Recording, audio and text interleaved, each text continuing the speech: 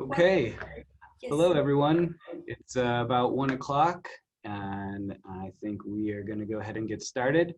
Welcome to the Interdisciplinary Conservation Seminar series hosted by the Human Environment Systems Group at Boise State. My name is Matt Williamson. I'm an assistant professor here and the host of the series this fall. Before we get started, I just want to run through a few logistics.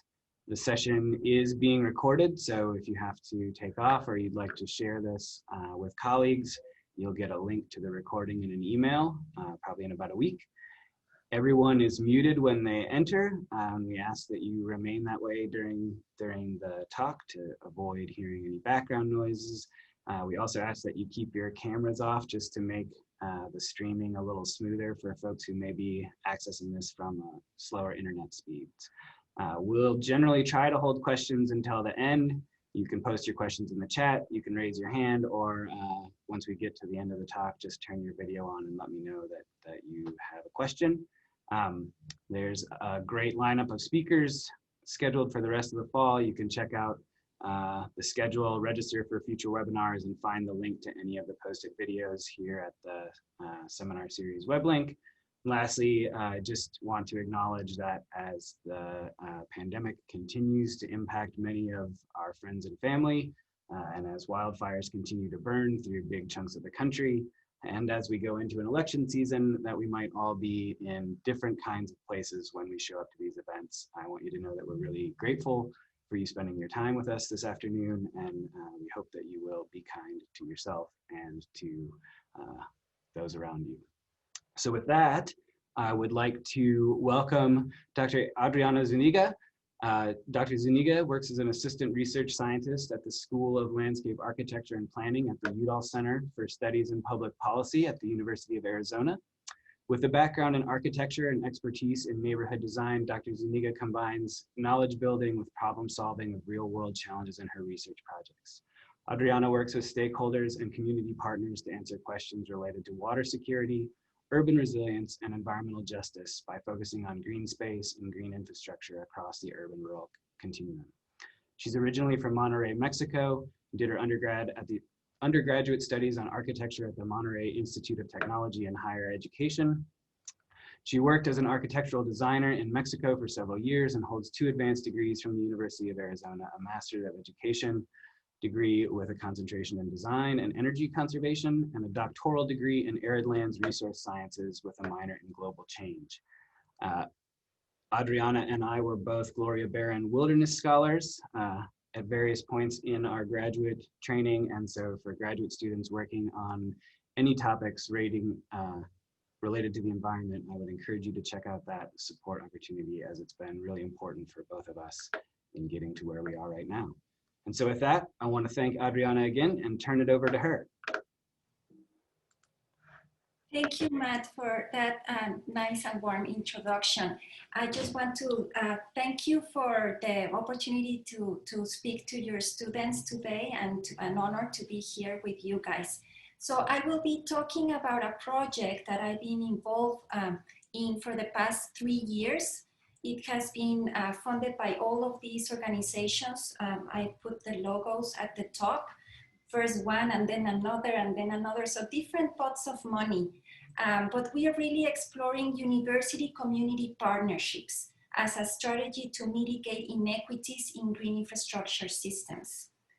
And with that, I'll frame this talk around urban resilience, this concept of urban resilience. I like this because I think it captures well what we are trying to do here.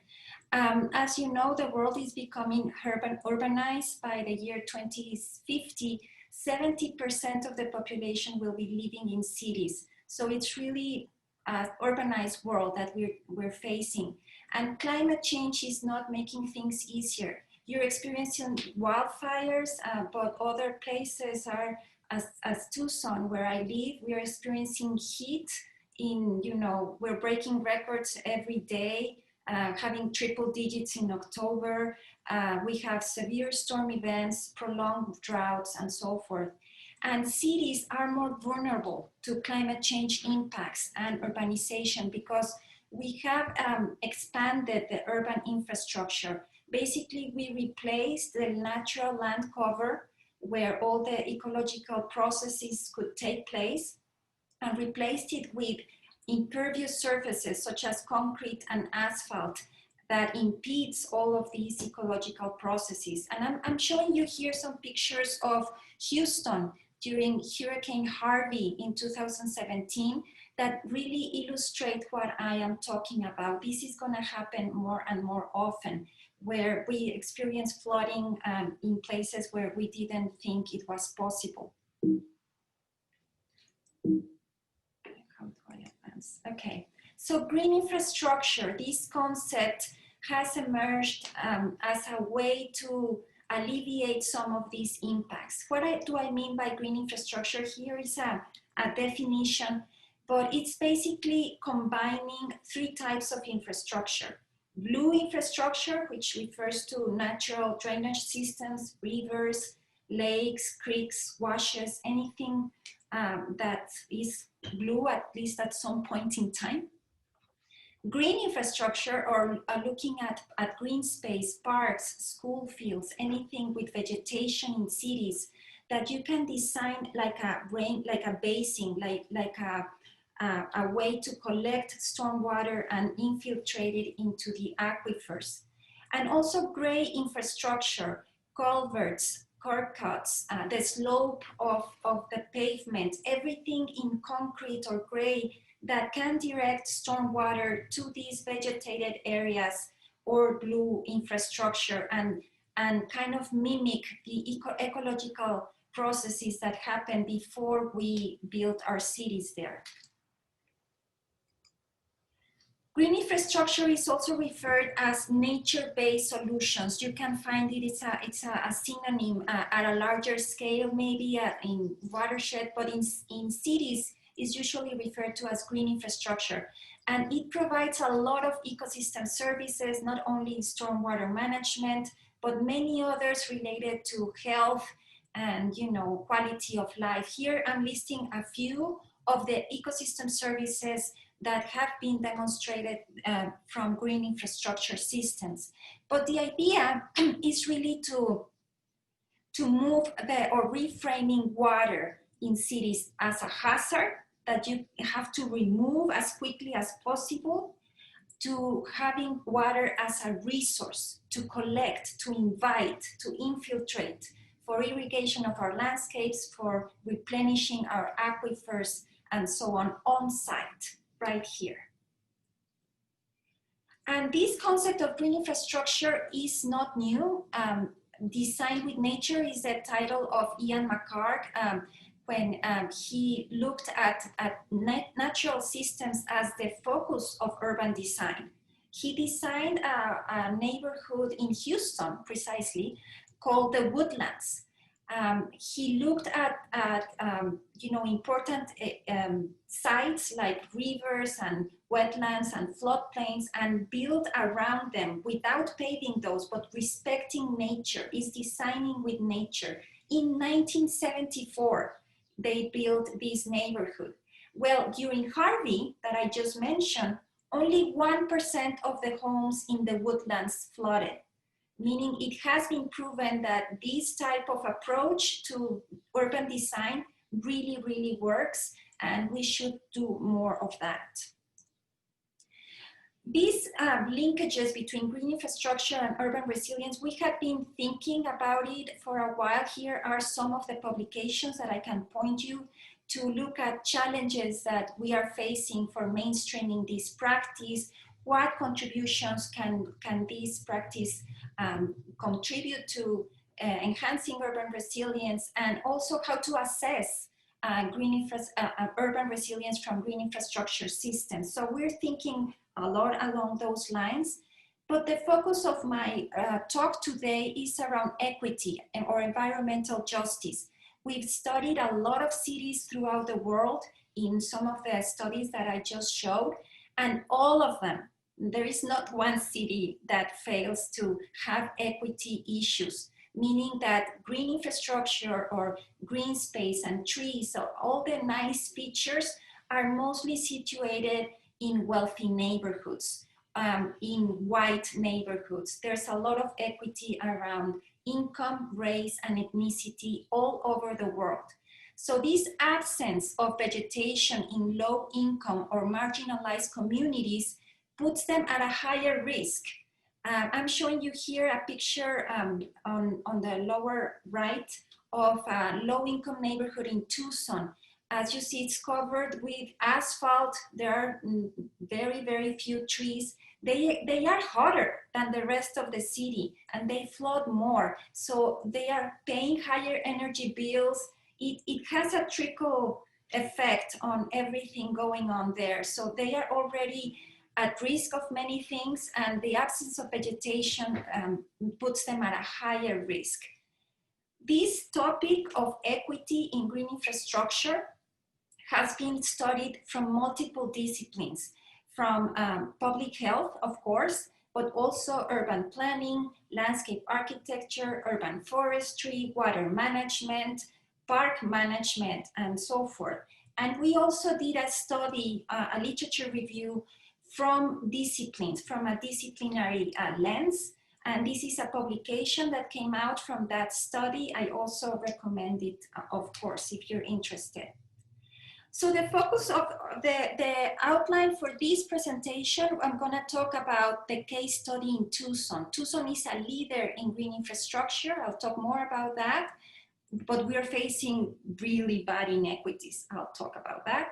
And we are trying to address these inequities in a community engagement project. And I'll talk about engagement at a local high school here in Tucson.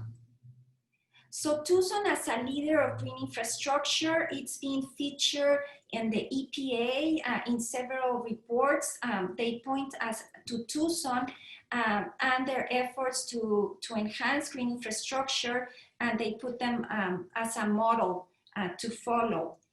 The Natural Resource Defense Council also published a report for green infrastructure cities, and Tucson is listed as number 13 across the country that has policies in place that promote this type of practice.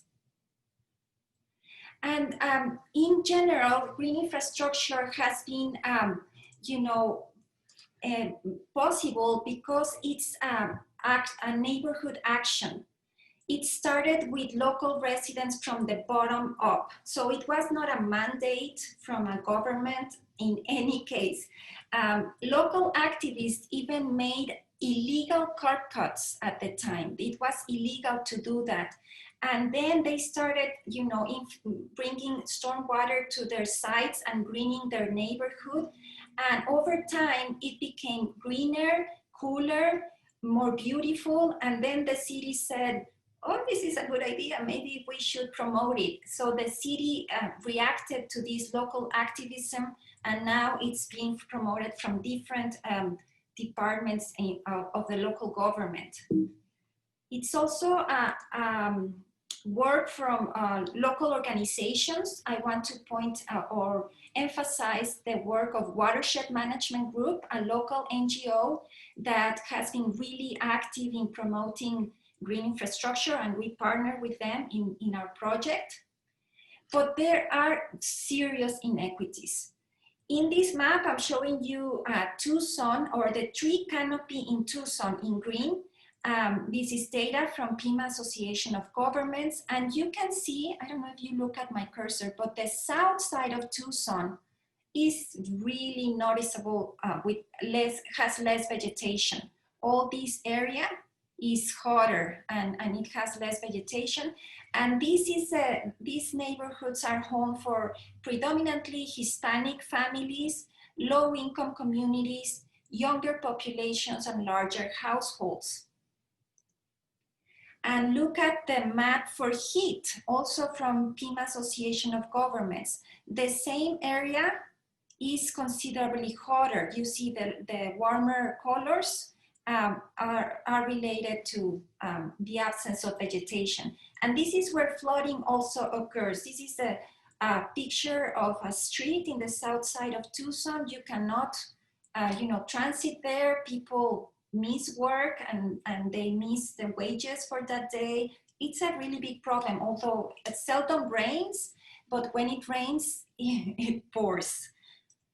The city has been trying to launch a lot of efforts or programs to enhance green infrastructure. And I'm showing you here where these applications for rebates have happened. The south side of Tucson is not applying for those rebates from Tucson Water. Although every Tucson Water customer, everyone who pays their water bill contributes with a fee to this funding, but the funding to promote green infrastructure is not being taken or benefiting the low-income families. So there are considerable inequities. So our project, we try to address these inequities in green infrastructure, in the funding, siting, and implementation. And it's a collaborative, participatory community engagement project. So community engagement, with our background in architecture, we are trained to solve problems, to do things. So when we started this project and I realized we were only talking to people, so community engagement is just talking to people, I was like, really, we're not planting trees or anything? I was like really discouraged. I didn't see the value, honestly, of community engagement. Why do we need to talk to people? Let's just plant some trees. But I learned a lot, and I'm trying to show you what I learned. Our project is titled Tucson Verde para Todos. You can Google it. We try to post everything there, from publication, blogs, and partners, and so forth.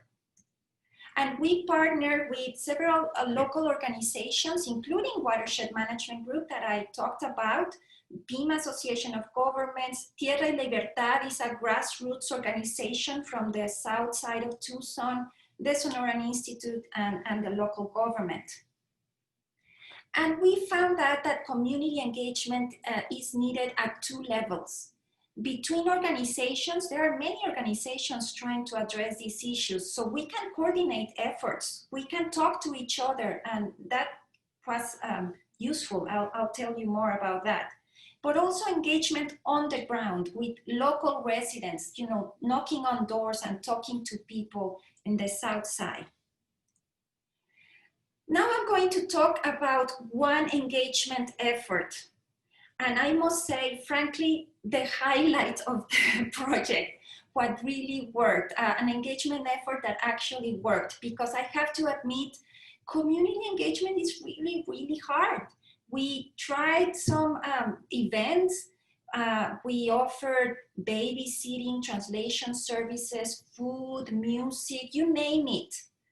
And very, very few people showed up. It was like, oh my God, and we did flyers, knocked door to door. We did everything that was kind of possible to attract residents. It was really hard. So we tried schools as bridges to the community, and that proved useful. This is one of the schools that we engaged. It's a high school located in the south side of Tucson in the arid area that I showed you in the maps. This is the school, and you can see there are some trees here planted on the back. Can you see my cursor, Matt Whitcan? Okay, good. So these were trees that were given by a local organization to the school a few years before. And the principal there had been watering them by hand. Even on weekends, she had to go and irrigate the trees to keep them from dying. So when we approached the principal and talked about green infrastructure, she said, oh my God, more trees, no thank you, more things to do on my weekend. So she was not really, you know, welcoming to the idea of green infrastructure. And I'll talk more about that. She really wanted help in irrigating those trees so she could have a free Sunday now and then. And then there are like 3 trees here. And that's where the students wait to be picked up. So she really was hoping to get some seating area or something for their students, some not really related to green infrastructure. She also talked about the bus stop, and I don't know if you can see, there's a signpost here in just barren land, a signage, not a bus shelter of any kind, just a signage. And when it flooded, it was in mud, in literally mud, where the students would be waiting to be picked up by the bus. So she pointed out to those, you know, concerns that she had with more green infrastructure. So our engagement started in 2017. We talked to the principal and the science teacher. The science teacher was really welcoming, saying, oh, I could use this for my science class. We could, you know, calculate water budgets and so forth. So we went there and gave talks to the students of the science class. And then the students were so excited. They wanted to start like digging basins right now, like, let's do it. And I said, well, we need a plan. We need to know what we're doing first, and, you know, having some training in architecture. I brought in a colleague from landscape architecture, Bo Yang. He's here. He was so kind, and he used this site for his landscape design studio. So all of these guys that were his class of masters in landscape architecture, and they worked during the spring 2018 to design landscape for the school. So that itself proved to be really useful for engagement. People got excited about the drawings. And we ensured that we followed a participatory design process. From architecture, I can tell you that we sometimes think we have the solution to everyone's problems, and I'm gonna tell you what to do and you'll live happily ever after. But I've learned that people know what they want and the solutions come from them. So our job is really to translate those ideas into a workable design. So we used survey interviews to really capture what the community needs. All the students, staff, faculty participated in these processes, and that's where the design came from. First, they designed like this huge campus, and then we didn't have any money. Remember, we only have money for engagement, for buying food for a workshop, for, you know, providing translation services, but not for planting trees. And so we had to reduce the scale of the project, and this is what ultimately came about. And I'm so grateful that we got $25,000 to implement this part of the project.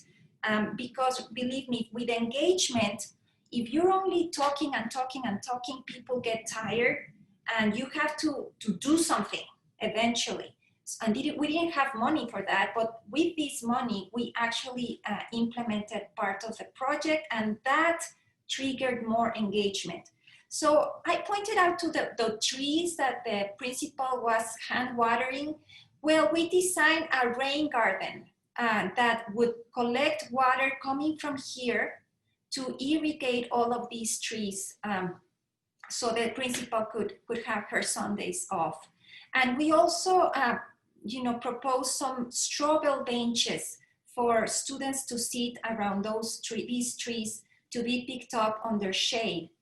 And we also contacted or engaged with Tucson Department of Transportation, TDOT, to have a bus shelter, come on, for students here, although it's not green infrastructure, and maybe some shade eventually. So these are the areas that we focus on for the project.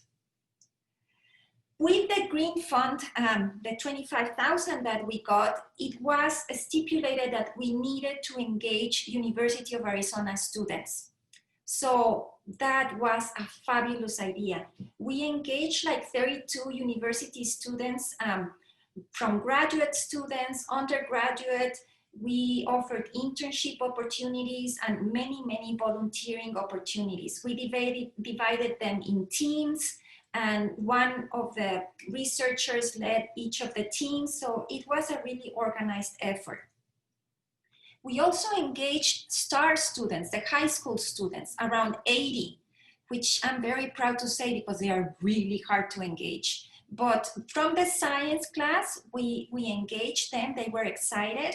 We also reached out the art class and we had them design signage. Look at this beautiful butterfly that they are working on. And also from the straw bale benches, design some mosaic work to cover the straw bale benches with them. We brought in a local artist, Carlos Valenzuela, who donated his time and trained them in mosaic work, and they were really engaged through art as well.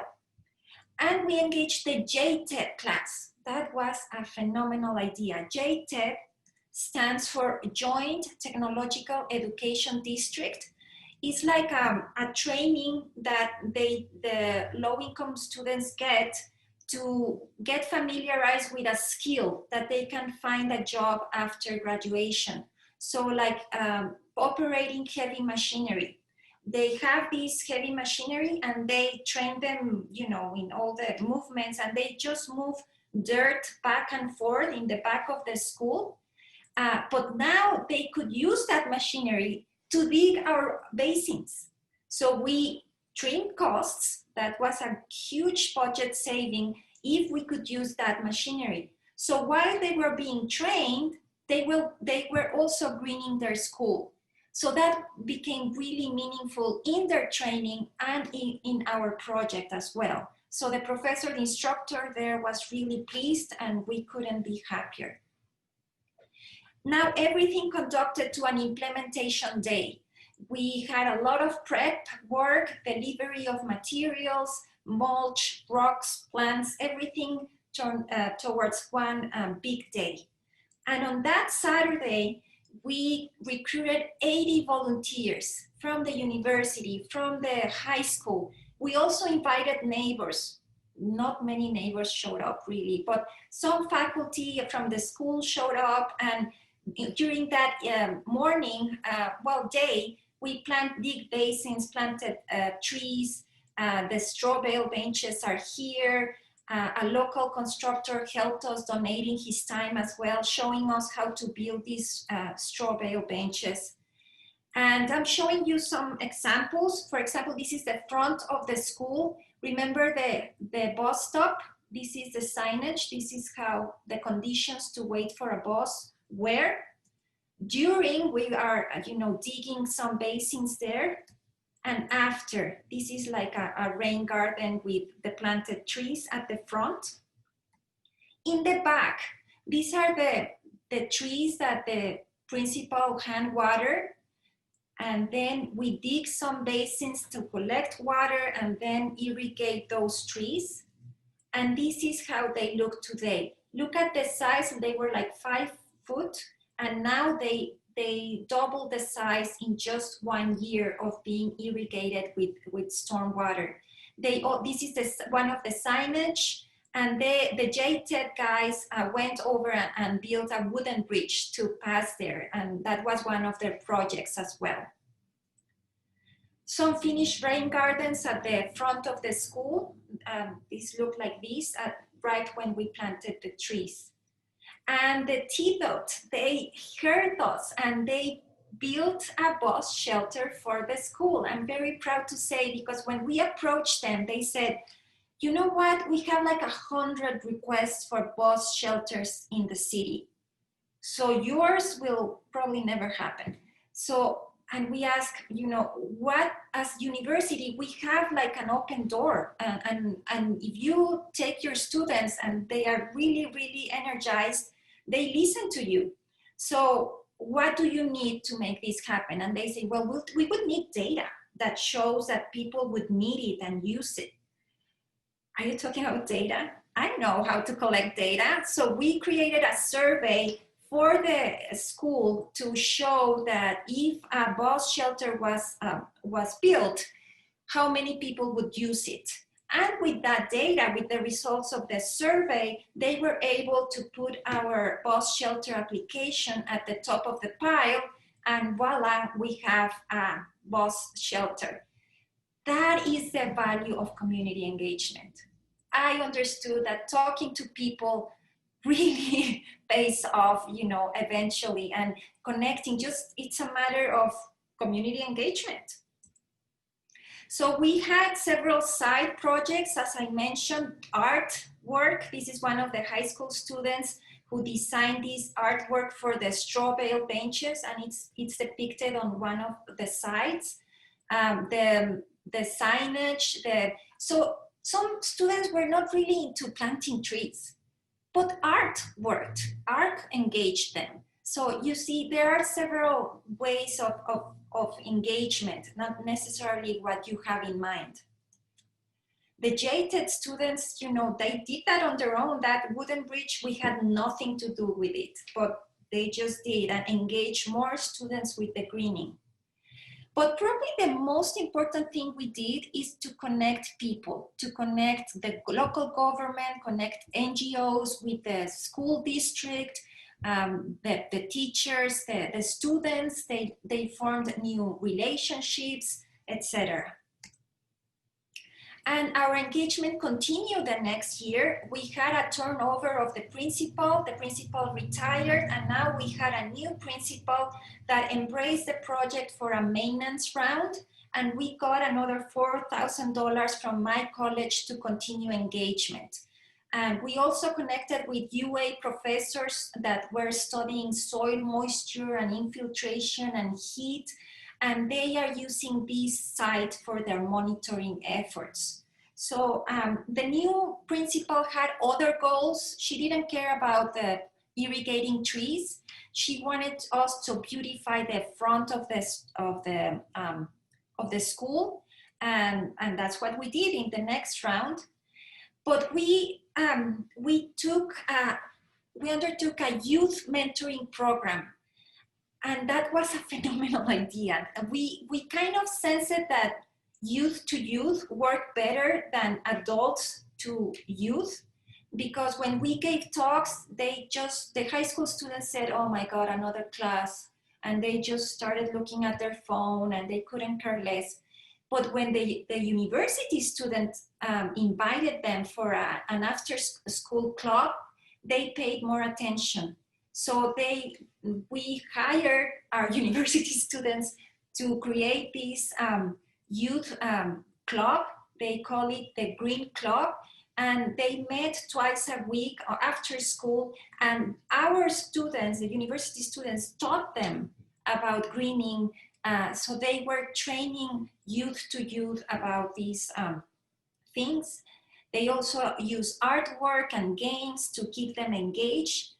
And we also brought them to the University of Arizona campus. We are a model in green infrastructure. There's a lot of sites that has been using this practice. And we also wanted to invite them to the idea that they could also pursue a higher education degree. You know, when it's easier when they have visited campus at least once. So we're also with that agenda of inspiring people to a higher education. So this time we focus at the front of the school to enhance aesthetics. That's what the new principal had in mind. So we listened to her needs. She said that there were no photo opportunities for graduation, that the school looked really ugly, that she wanted like a nice background. And that's what we did. We expanded our networks, we built partnerships and friendships. Here I am with my interns. They were my students from my classes, and I provided internships for them. And they were the ones doing the Green Club. So this is how the before and after from the back side, you know, the small trees, and then now how it looks like. I think we are contributing a little to Green Tucson in this school. And the idea is that the students take these concepts home and replicate and plant trees or big rain gardens at their homes. We also kind of provided slightly less on just Tucson, providing a decent bus shelter. And what we've learned is that there are many obstacles to community engagement. It sounds easy, but it was not easy.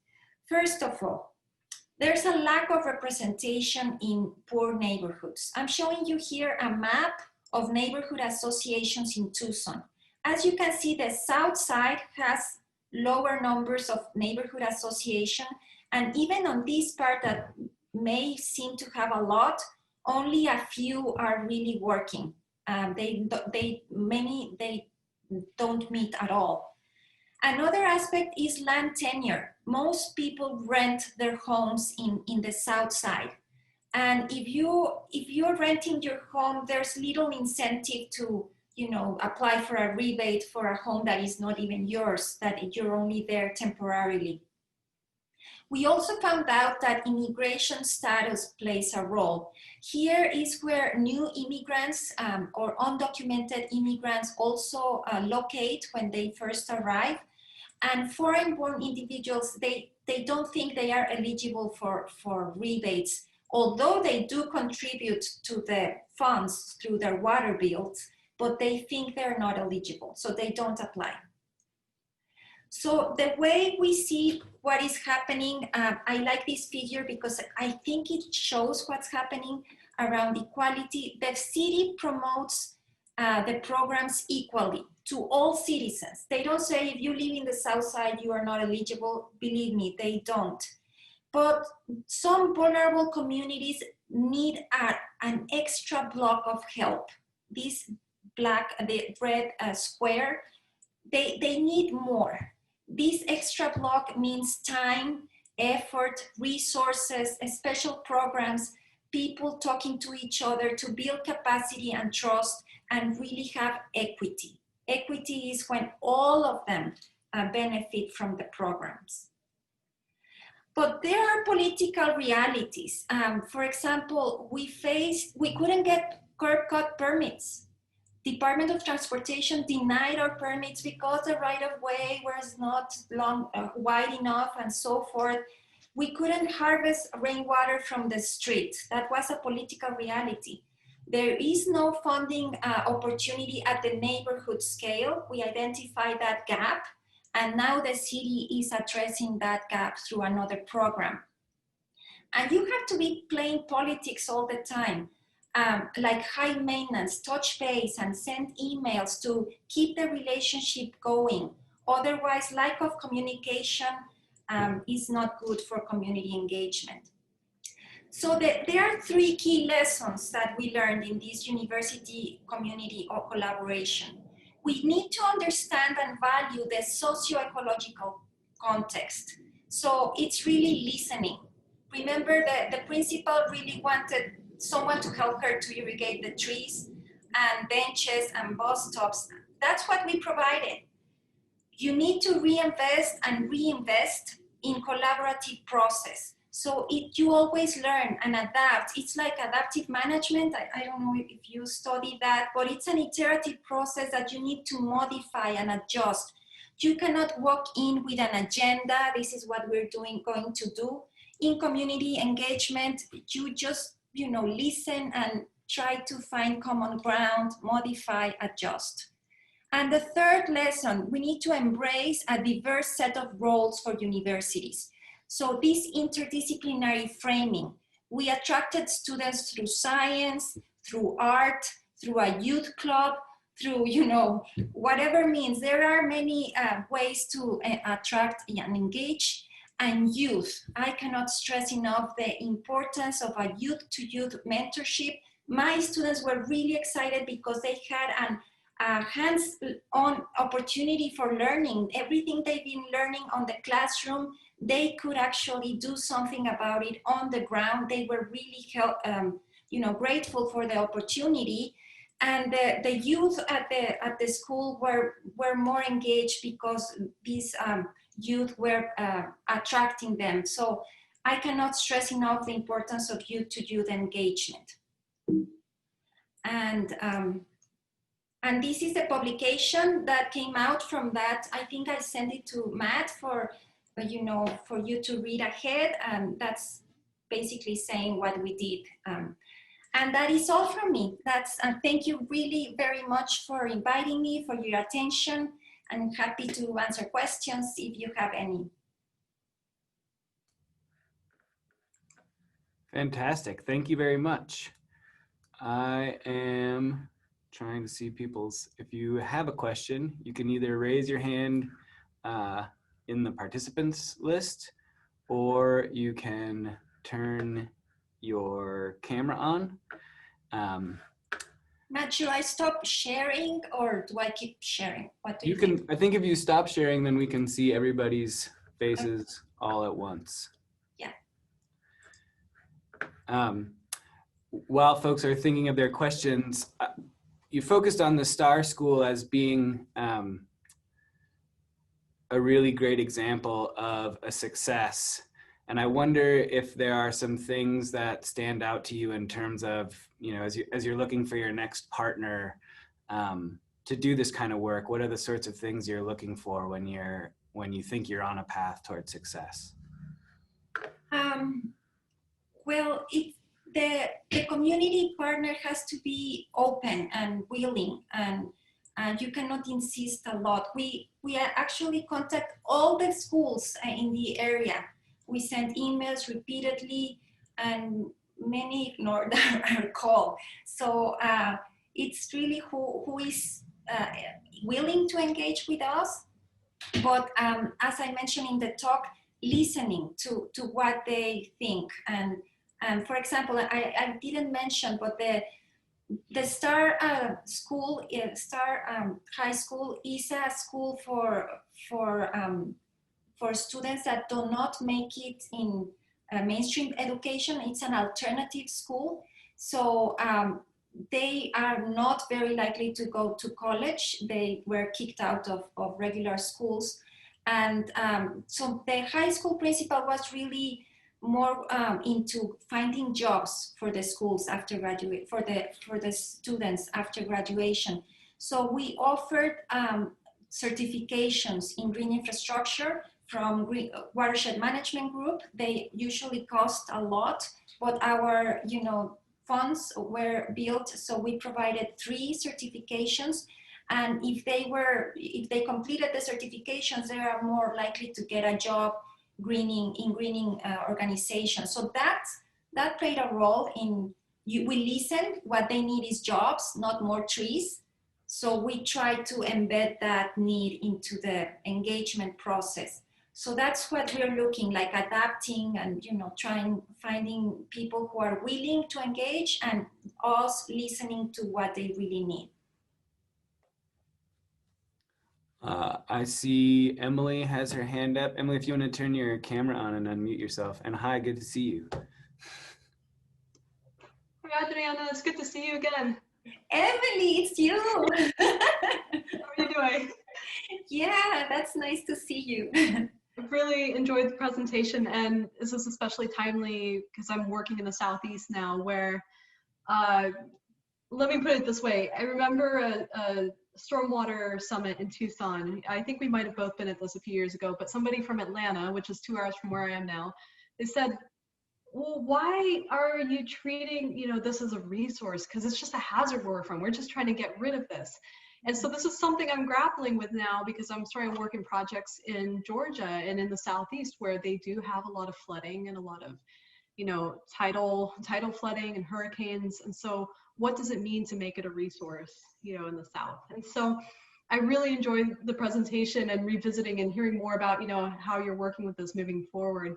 And it also brought up some questions for me, which, is, yes, that I most definitely agree that there's this iterative process in the collaboration. And you're going to engage, re-engage, and it brought me to this thought of, what about the iterative process and bringing in the implementation, what this means for operations and maintenance, especially in the green infrastructure. And the reason I ask is something that came to mind was, I know you're familiar with the rainwater harvesting rebate at the household level and how there was this inequity with the households in South Tucson, especially, they might get a loan to install the green infrastructure, but then do they have the resources to upkeep what the, the trees they've planted or anything else that they've put into, this effort to change the landscape.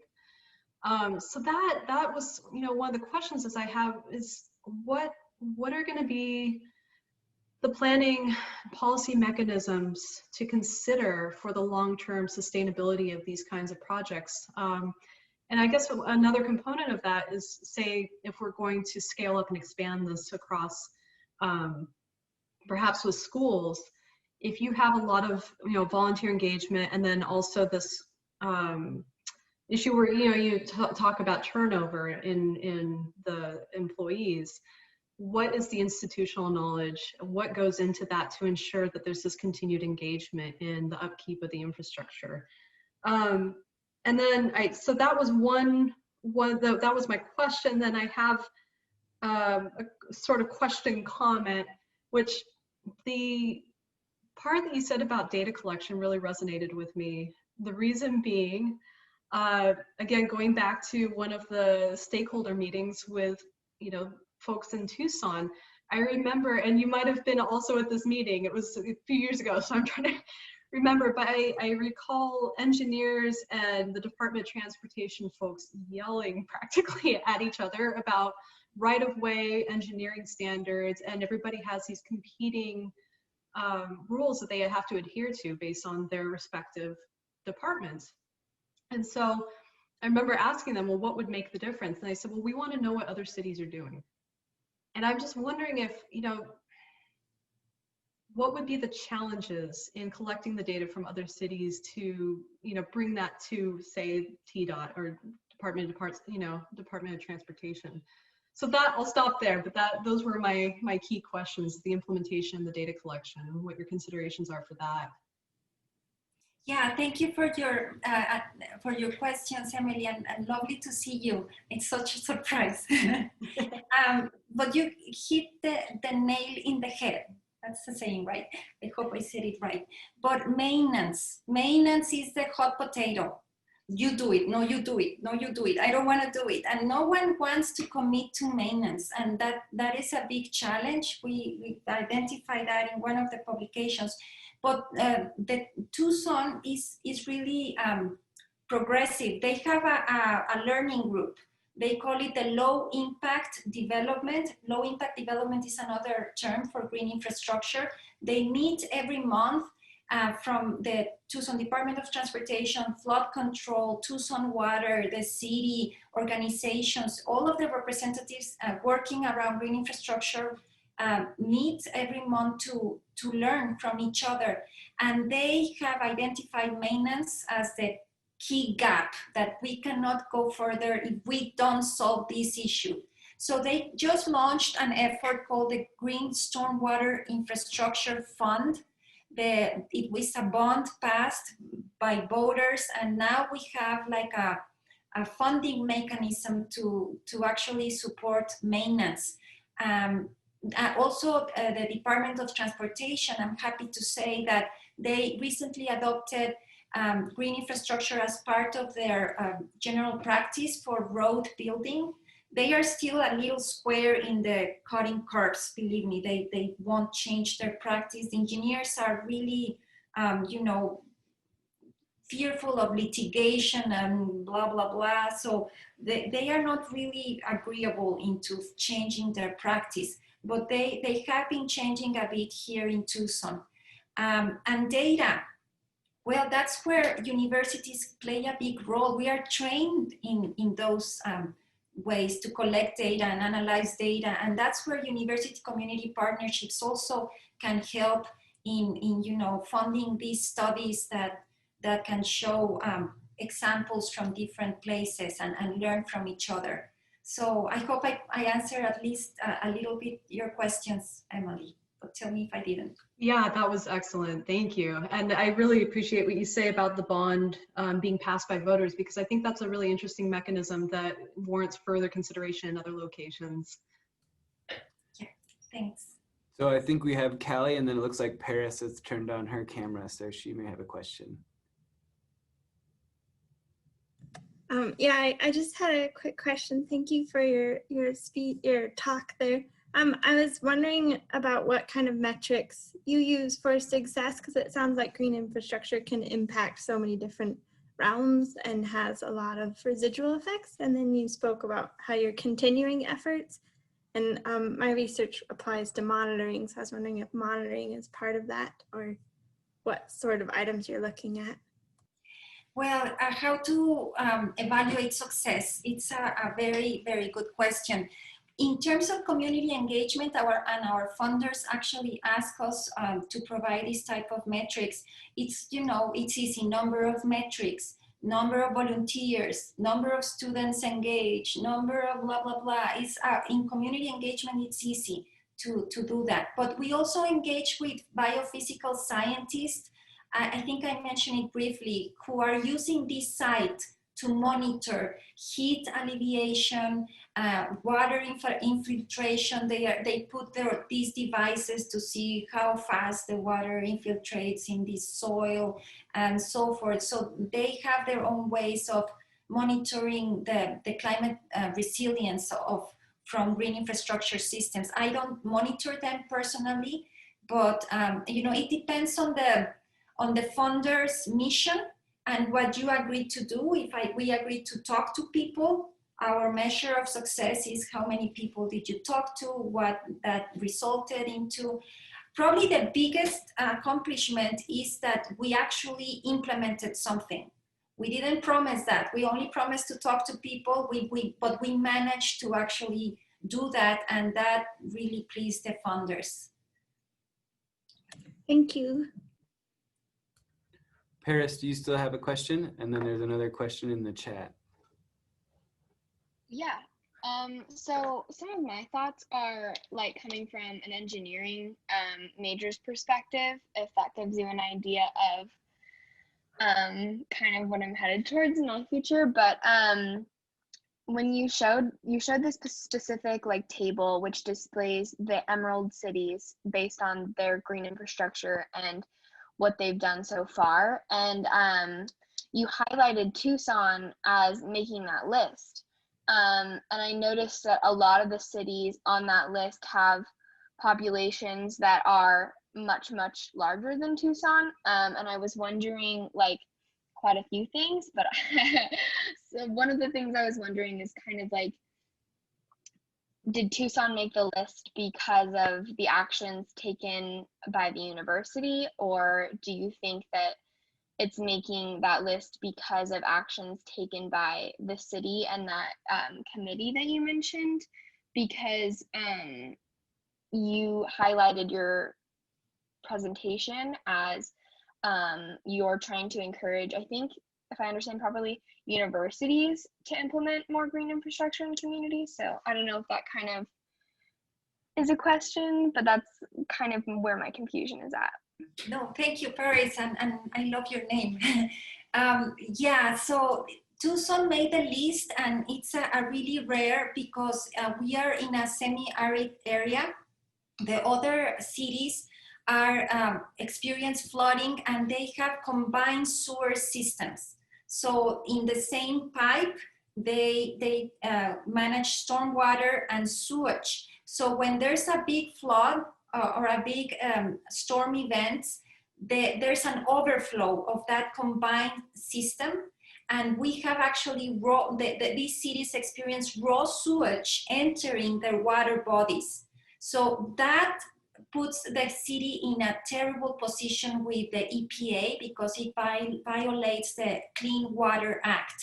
So it's a very stringent regulation that you cannot do this. So there's a big push from cities in wet regions to address these issues because they are violating regulations, and so they are implementing green infrastructure to be complying with the law. So you'll notice that those cities have, it's more likely they have combined sewer systems and these big problems. Tucson, we don't have that problem. We don't have a combined sewer system. There is no stormwater system. It hardly ever rains. But again, when it rains, it floods. So it's more about harvesting rainwater, not so much about managing the stormwater, and it's not about complying with regulations either. So that's why Tucson is really a unique case that made that list. I don't know if I answered the question. There was a second part I think I missed. You did? Yeah, you did though. Thank you. You definitely answered things that I was thinking about with regards to the EPA, and the incentives for private party actions is listed within that table. And I noticed that Tucson had that, whereas some other cities didn't. And I was curious about that, but I'm definitely going to have to reach out to you with more questions. Thank you so much. Happy to do that. Yes.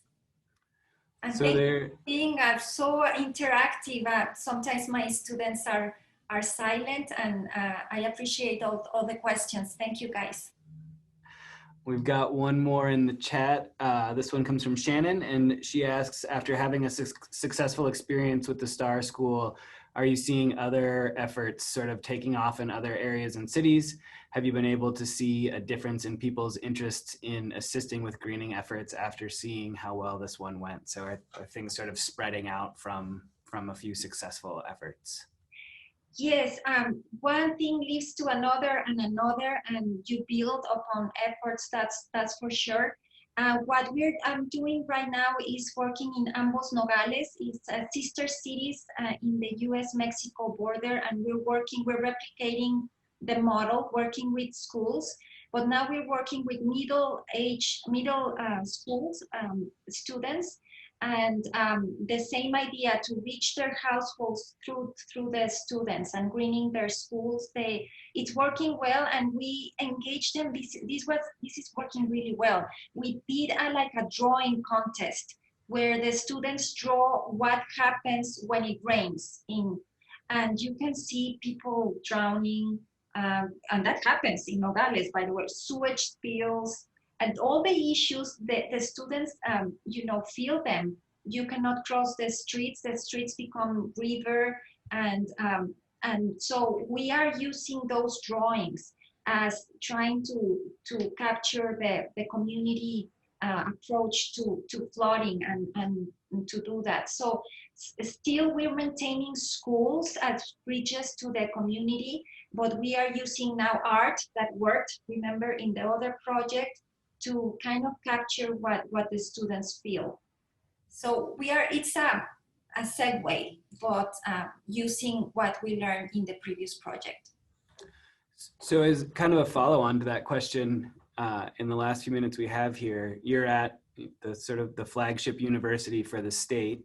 I wonder if now that the university has seen your success, whether there are higher up interests that are looking further out across Arizona and maybe along the border as well to sort of figure out how they can support similar efforts that don't necessarily rely solely on you. Like, is the university sort of helping to spread these ideas into other communities where they're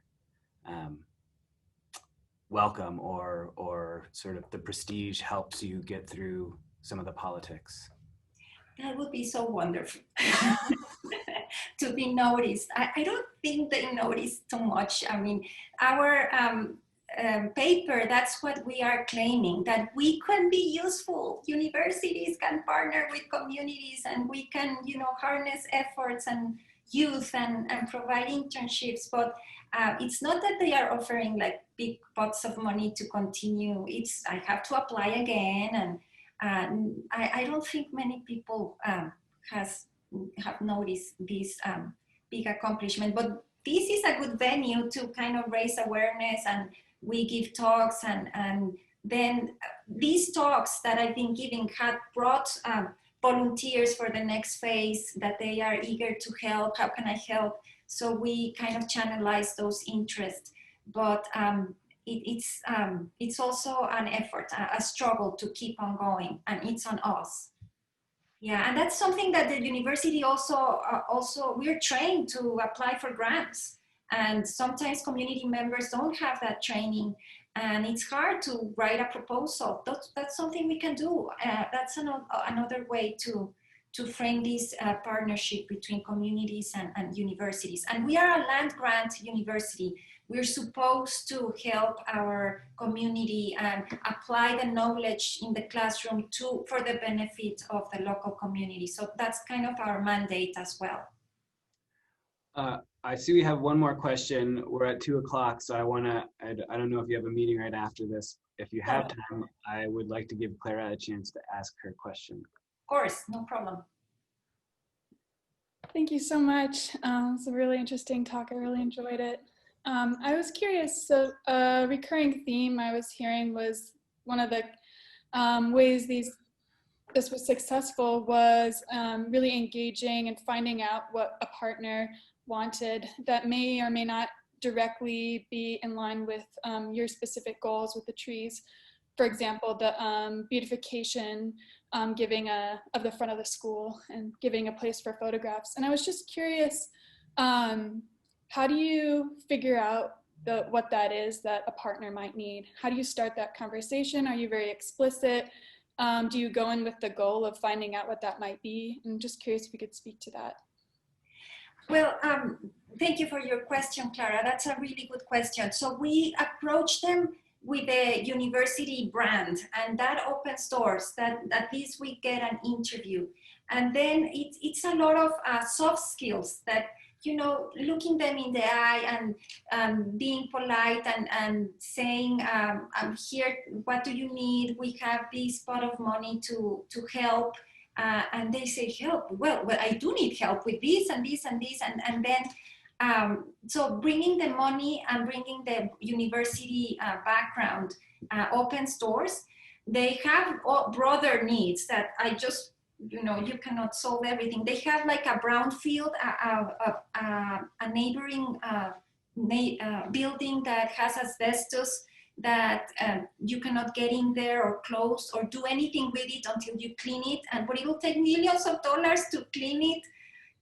We can plant trees, but we cannot. And everyone will say, but help us with that, you know, brownfield. And we couldn't do anything about that. So, but we could do a little bit, and they are grateful for us to listen. They gave us a recognition and award for, you know, helping the district, and they were very, very, very nice, recognizing the work.